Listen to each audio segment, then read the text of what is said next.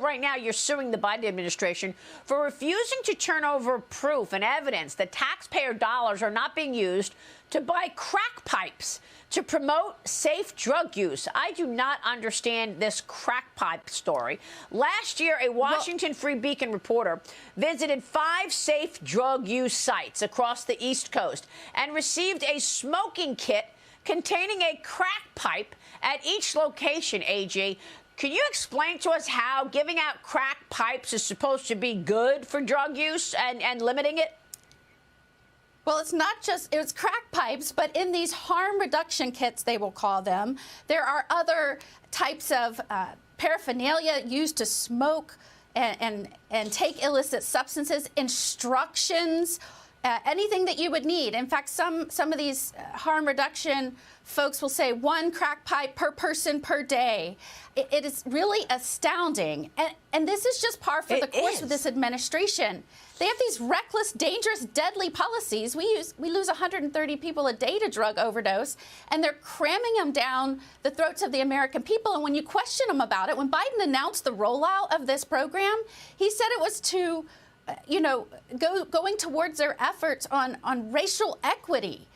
This will hurt the very people they profess to want to help and protect and lift up. These are dangerous policies. It's like he's playing a game of poker with the American people. And when we call their bluff, when we say, this is ridiculous, show your hand, what are you really doing?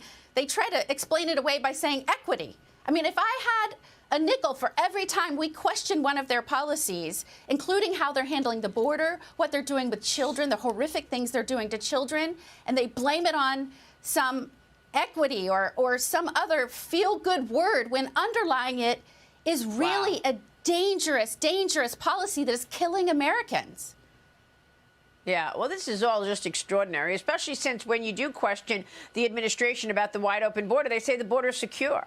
And, you know, when you question, well, how come women have to compete with, female bodies have to compete with male bodies? He says, well, we're going to veto protecting women in women's sports. I mean, it's all extraordinary. AG, you're calling on Congress to investigate the administration and their handling of the human trafficking, pointing to new evidence released by a Florida state grand jury, which showed that the federal government lost track of more than 20,000 children. This is incredible.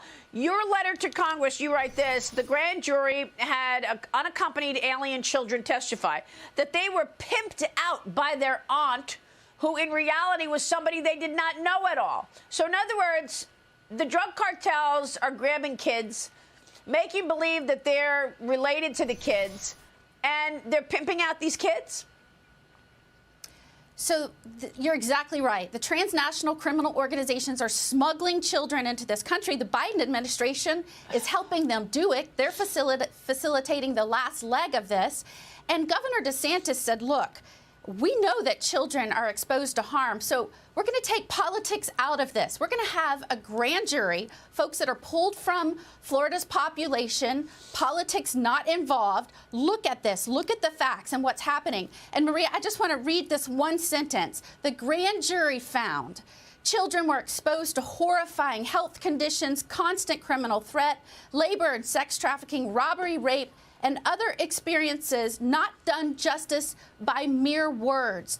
That is from a grand jury's finding. And so absolutely, we need Congress to further investigate this. This is not happening just before they get to the border, just while they're crossing the border, before they're handed over to the Biden administration.